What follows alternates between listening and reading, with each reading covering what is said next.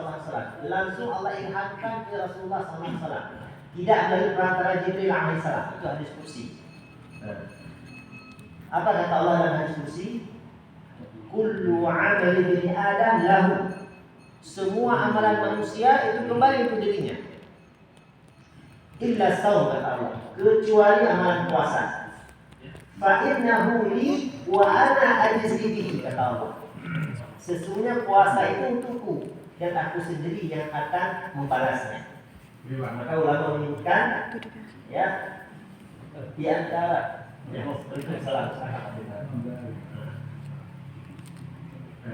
ulama menyebutkan pahala puasa ini tidak diketahui berapa besarnya, karena diserahkan pada Allah Subhanahu wa taala. Allah sendiri akan membalasnya. Bahkan di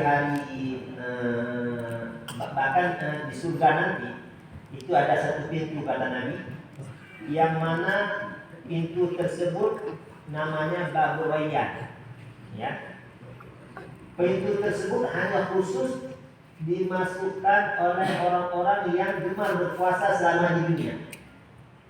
Jadi nanti ada pintu salat, ada pintu sedekah, ini dan sebagainya. Nah, orang yang gemar berpuasa di dunia ini nanti akan dipanggil oleh Allah untuk masuk melalui pintu Babur Rayyan. Ketika semua orang ahli puasa sudah masuk, maka pintu tersebut langsung ditutup. Ya, ini suatu kehormatan bagi orang yang gemar berpuasa. Jadi amalan yang pertama yang pahala tanpa batas adalah puasa. Yang kedua, pahala sabar. Nah, sabar ini juga pahala tanpa batas. Karena memang kesabaran itu tidak ada batasnya. Ya, kesabaran itu tidak ada batasnya. Allah Subhanahu wa taala berfirman di dalam Al-Qur'an, "Innama yuwaffas sabiruna ajrahum bighairi hisab." Sesungguhnya Allah akan menyempurnakan pahala orang-orang yang sabar bighairi hisab. Ya, tidak diketahui berapa hitungannya, takarannya. Ini pahala orang yang sabar. Bahkan ulama menyebutkan salah satu yang menyebabkan puasa itu tinggi nilainya di sisi Allah adalah karena banyak membutuhkan kesabaran. Ya. Jadi yang pertama apa tadi Ibu? Puasa. Yang kedua sabar. Yang ketiga ini adalah pahala memaafkan saudara kita yang lain. Ya. Ada orang mungkin pernah memfitnah kita. Ada orang yang pernah menzalimi kita, tapi kita maafkan. Ini derajat tinggi di sisi Allah Subhanahu wa taala.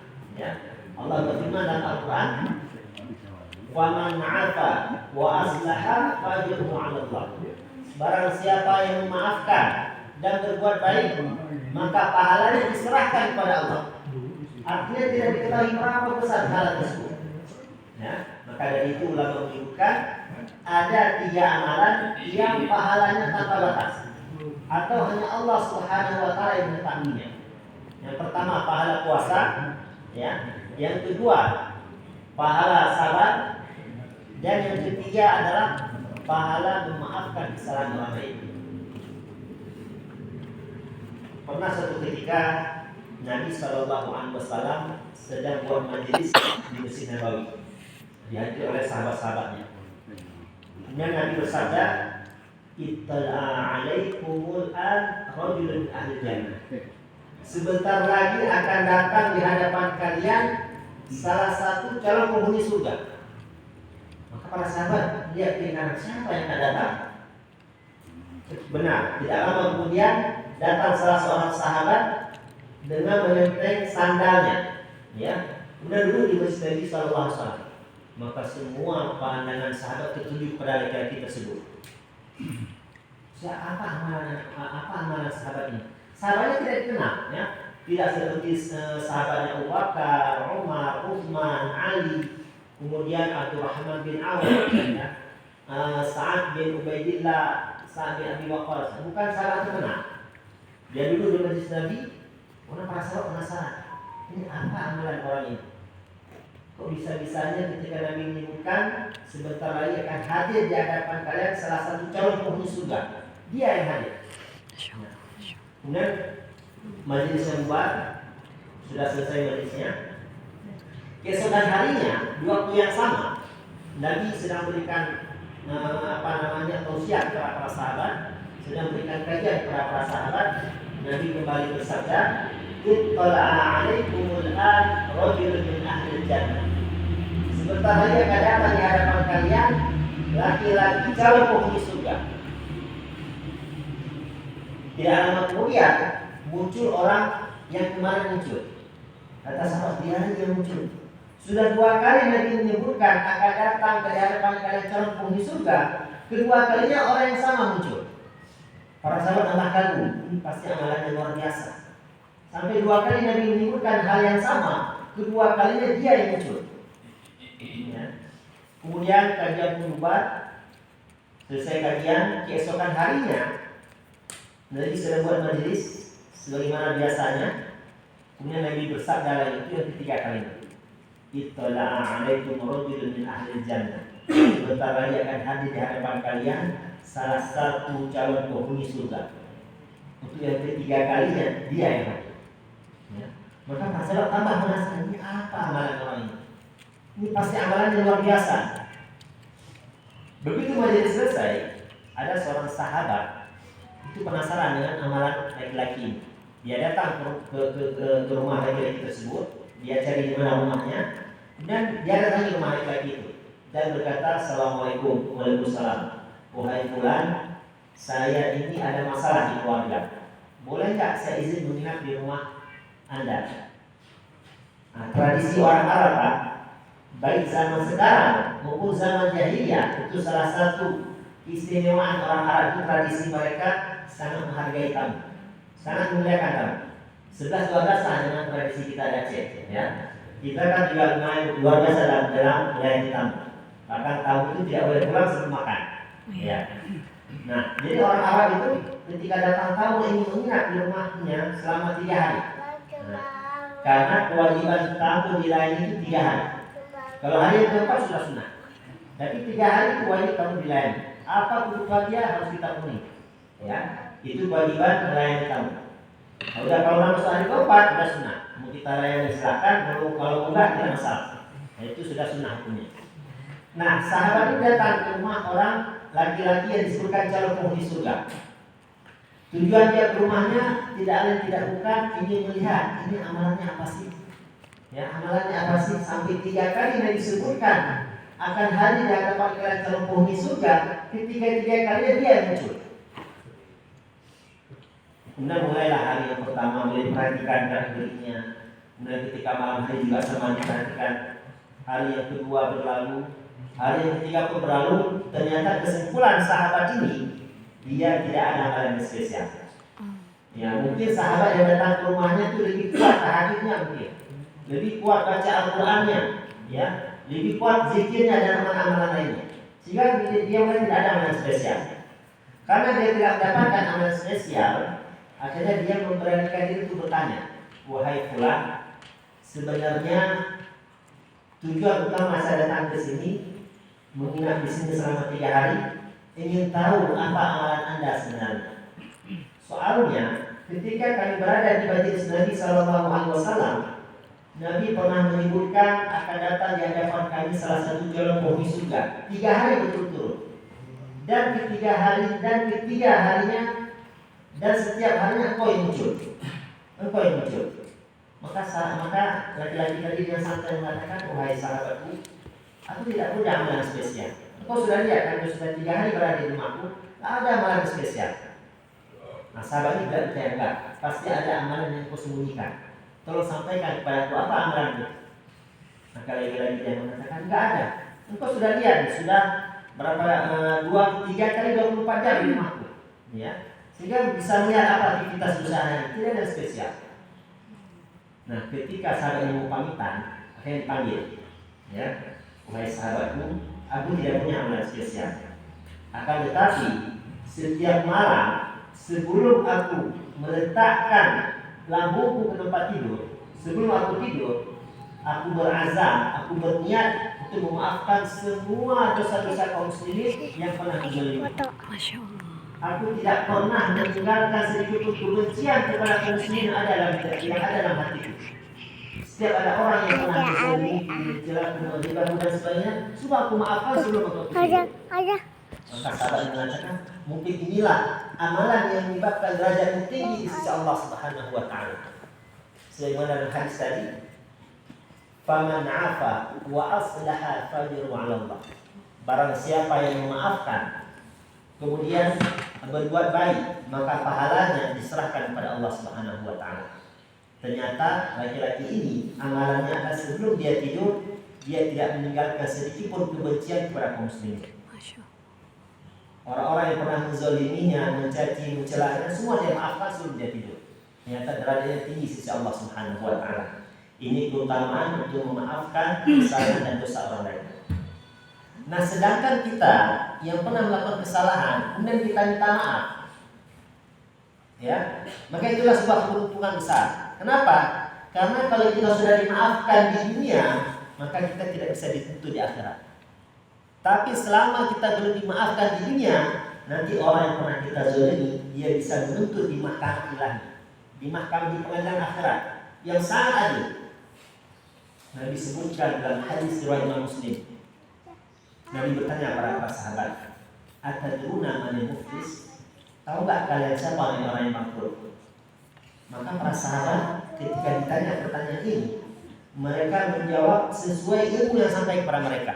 Mereka mengatakan, "Innal muflisa fina ya Rasulullah man la dirhama lahu wa la mata'." Wahai Rasul, orang yang bangkrut di antara kita, di antara kami adalah orang yang tidak punya harta benda. Mungkin dulu dia punya usaha, dia punya kuliner, catering dan sebagainya. Kemudian usahanya bangkrut. Inilah jika dia dimaksud bangkrut, wahai Rasul. Ternyata bukan itu yang dimaksud Nabi. Nabi mengatakan, innal muflisa min ummati man ya'ti yaumal qiyamah bi salatin wa siyamin wa zakatin. Sesungguhnya orang yang bangkrut di kalangan umatku adalah, kata Nabi, orang yang datang pada hari kiamat dengan membawa banyak sekali pahala salat, ahli salat dia, membawa banyak sekali pahala puasa, membawa banyak sekali pahala zakat, sedekah, baca Al-Quran, zikir, silaturahmi, semua amal kebaikan semua dibawa pada hari kiamat. Akan tetapi ketika di dunia dia pernah mencela si fulan, ketika di dunia dia pernah memfitnah si fulan, ketika di dunia dia pernah memukul si fulan, menzalimi si fulan. Nah, orang-orang yang pernah dia zalimi semua datang pada Allah Subhanahu wa taala minta keadilan. Orang yang mengatakan, "Ya Allah, si fulan itu memang ahli salat. Sebelum azan dia sudah ada di saf pertama. Dia memang ahli puasa, rajin puasa-puasa sunnah. Dia ahli tahajud, tidak pernah tinggal salat tahajudnya. Tapi ya Allah, ketika di dunia dia pernah menjatuhkan kehormatanku ya Allah. Dia pernah menjatuhkan harga diriku ya Allah. Maka hari ini aku minta keadilan pada Engkau ya Allah." Apa yang Allah lakukan? Allah ambil pahala orang tadi, diberikan kepada orang yang dia zalimi. Datang orang lain lagi, "Ya Allah, si fulan pun pernah mengambil hartaku dan tidak dia kembalikan. Maka hari ini aku tuntut keadilan ya Allah." Maka kembali lagi diambil amalannya, diberikan kepada orang yang zalimi. Terus seperti itu sampai pahalanya habis, kata Nabi. Ternyata orang yang menuntut keadilan masih banyak. Pahala sudah nggak ada. Orang yang menuntut masih banyak. Apa yang Allah lakukan? Apa yang Allah lakukan? Ukhidha min khatayahum faturiha alaih, kata Nabi.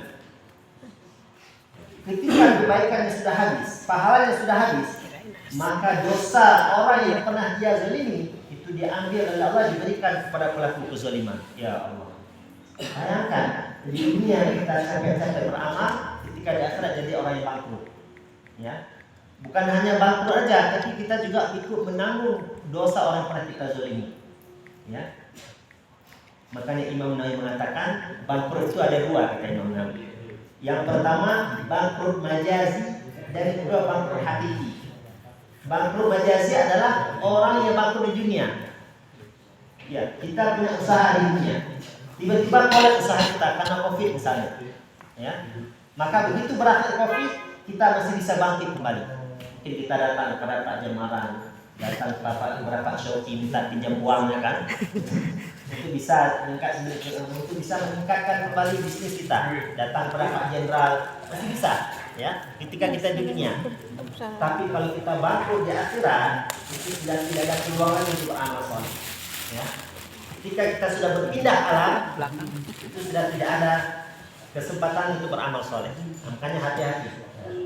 Maka oleh karena itu, dengan adanya silaturahim seperti ini, bulan Syawal, tradisi kita maafkan dengan harapan ketika mungkin kita pernah membicarakan aib orang lain, pernah menghibahnya, membicarakan keburukannya di belakangnya, sehingga kita bermaafan dengan harapan dosa kita saling berkuburan dan kita saling memaafkan.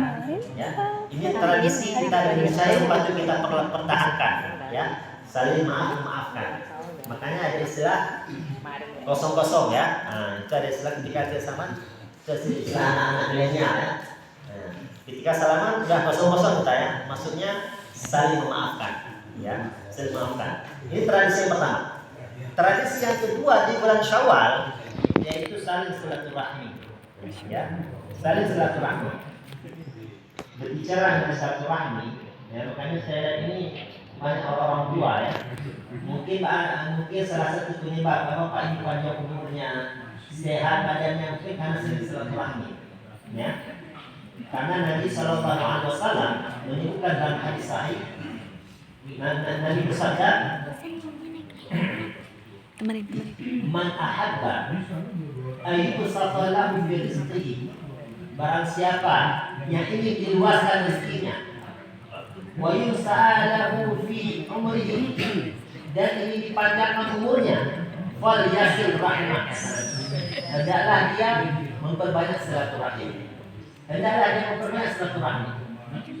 Jadi di antara ketemu silaturahmi adalah dua yang disebutkan hadis ini. Yang pertama akan diluaskan rezekinya. Jadi terbukti Pak. Terbukti apa itu ya? Jadi dalam ilmu bisnis itu, orang yang paling banyak relasinya paling dekat bisnisnya. Ya. Nah, untuk menyambung relasi, ya, itu dengan silaturahim seperti ini. Ya. Kemudian dipanjangkan umurnya. Jadi dipanjangkan umurnya. Nah, mengenai dipanjangkan umurnya, ini pertanyaan, Ustaz, bukankah dalam Al-Quran Allah menyebutkan di kulli ummatin ajal? Setiap manusia itu ada ajalnya.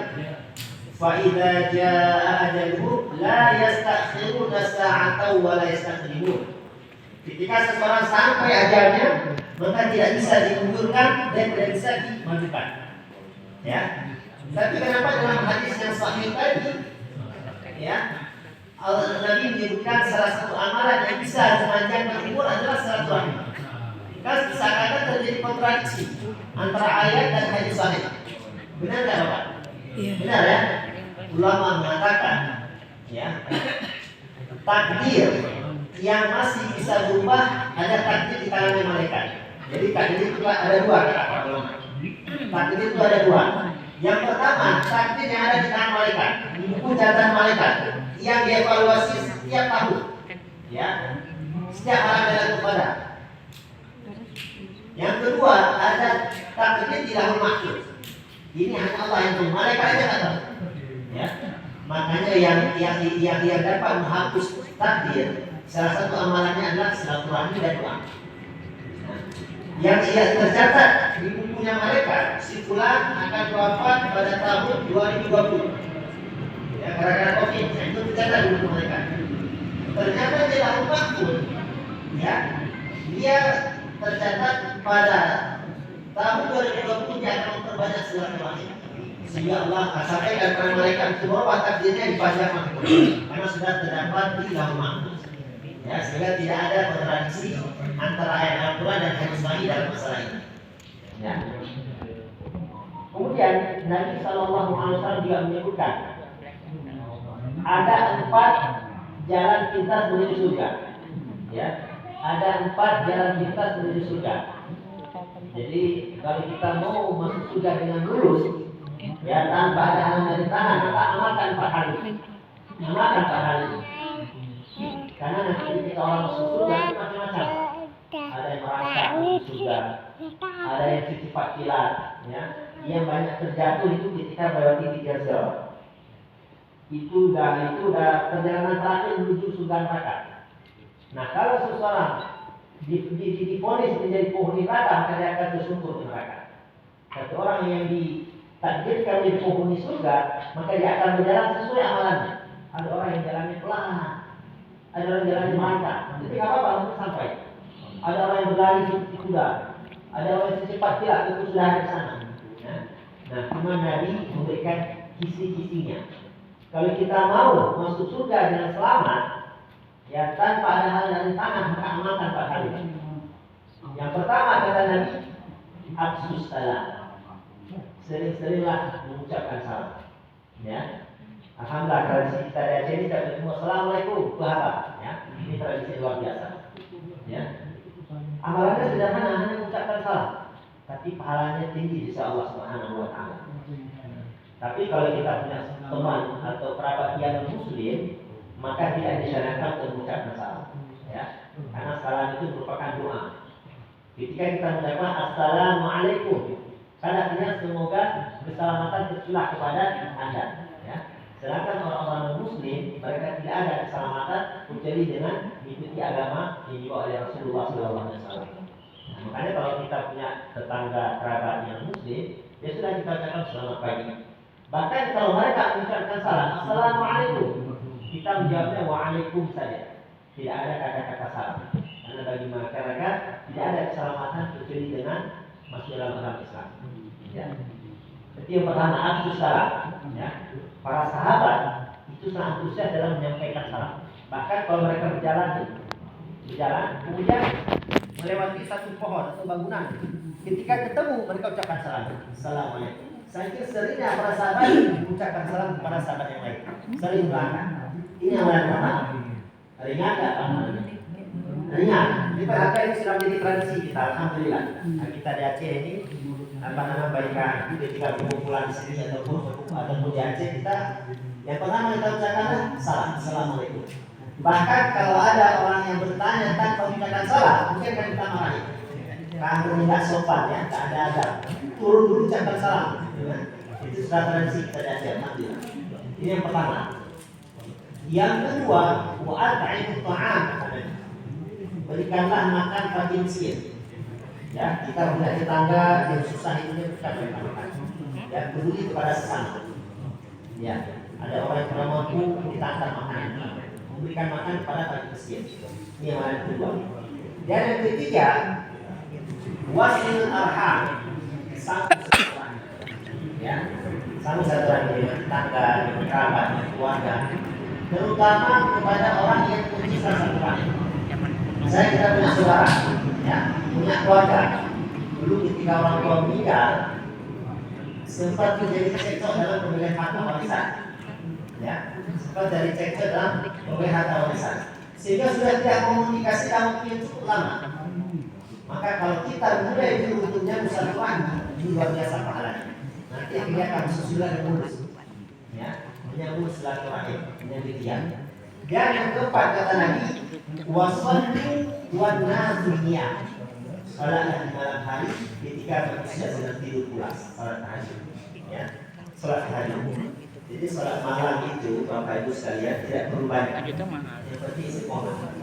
Jadi Bapak itu mungkin kalau sekarang kan subuhnya jam 5, jam setengah 6. Kita bangun jam 4 itu masih sempat salat tahajud, 2 rakaat salat tahajud dan 3 rakaat salat witir. Atau 2 rakaat salat tahajud, 1 rakaat salat witir itu masih sempat. Nah, amalan itu kata Nabi, amalan yang paling dicintai Allah adalah amalan yang sedikit tapi terus-menerus dilakukan. Nabi sallallahu alaihi wasallam bersabda, khairul a'mali adwamuha wa in qallat. Sebaik amalan ya adalah amalan yang dilakukan secara terus-menerus